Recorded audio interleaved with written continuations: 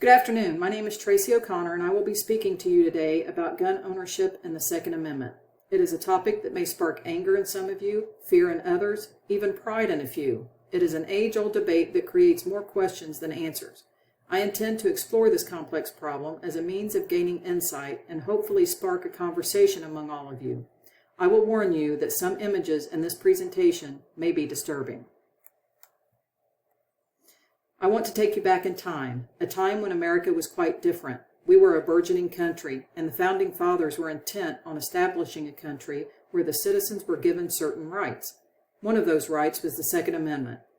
The Second Amendment was ratified on December 15, 1791, 233 years ago. It states, "A well-regulated militia being necessary to the security of a free state, the right of the people to keep and bear arms shall not be infringed."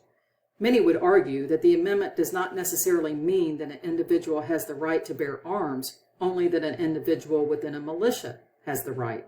But in 2008, a Supreme Court ruling, Holding of Columbia versus Heller, states that the Second Amendment guarantees an individual's constitutional right to possess a firearm unconnected with service in a militia and to use that arm for lawful purposes. America was a much different country back then than it is today. The weapons used during the Civil War were rudimentary. The guns were called muskets, which required a person to load gunpowder along with the bullet for every shot. Even still, the range was only 80 yards, so on the battlefield you had to get really close to your enemy. I don't believe that anyone knew during that era that guns would evolve to what we see today. Regardless if it is a musket or a handgun, gun ownership is as American as apple pie. We all have that fundamental right to protect our families and our property. We live in a country where we defend it with weapons. America protects the president with armed Secret Service. We have police officers that patrol our neighborhoods with guns. If we draw a line between arming the government and arming the citizens, where should that line be? We could argue that the Second Amendment was to ensure that the government was not the only entity that is armed, that the citizens had a right to protect themselves from others and maybe from a government wanting too much control. Is a gun a rite of passage, or is it a right to kill? Many will argue this point. Look at this weapon. It is a semi-automatic handgun. There isn't anything overtly evil about it. It is simply an object created of metal. There is an estimated 55 million gun owners in the U.S., owning approximately 265 million guns. Of those, 61% have been formally trained to use the weapon, and 80% feel that people should have training before owning their first gun. So is it the person or the gun that commits evil? Case in point, Adolf Hitler. We all know the atrocities of World War II. It was Hitler's plan to first unarm the citizens so that they would not have the means to fight back.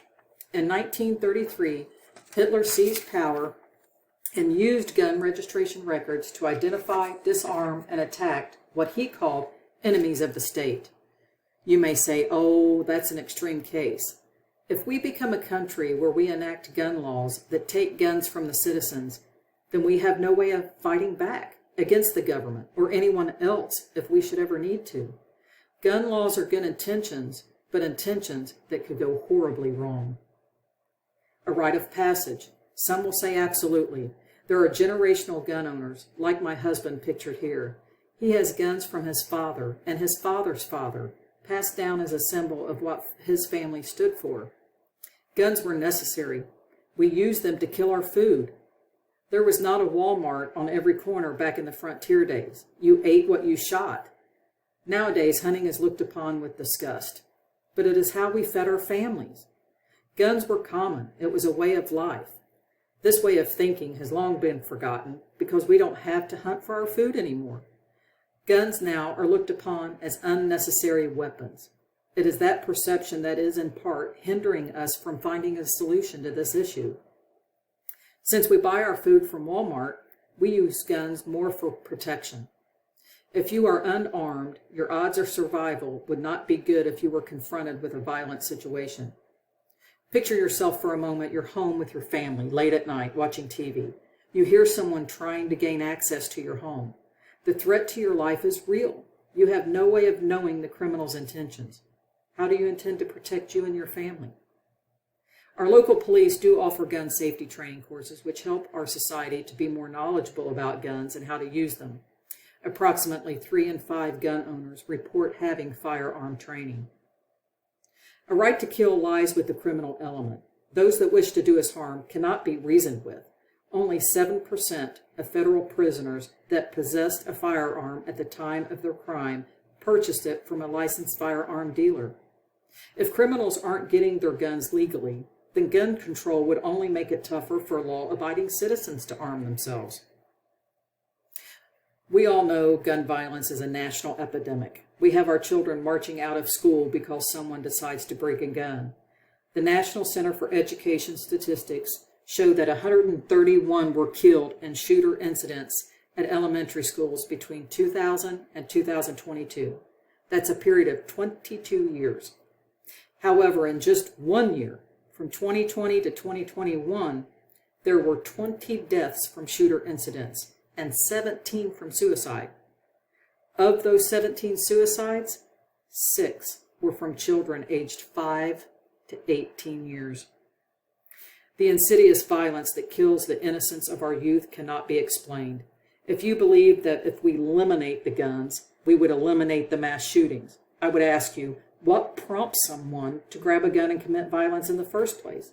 If we find the answer to that, we might solve this complex problem. A study conducted in 2009 shows those who have faith that police can protect them from criminals support gun control. Conversely, those who believe that they cannot rely on the police put their faith in the gun and oppose the stronger forms of gun control that might disarm them. Further, those who despise the gun culture as violent, racist, and backward support handgun bans, while those who reject such stereotypes oppose them. The media like to scare the public with words like assault rifle. The gun you hear about in the news all the time, AR-15 assault rifle, is not actually an assault rifle. AR stands for Armalite, the company that manufactures it. It is a semi-automatic, which means the ammunition automatically reloads. However, the ammunition itself is less powerful than a common hunting rifle. So why as a society do we have trouble with gun laws and gun control? The truth is both advocates and opposition react to gun control in different ways.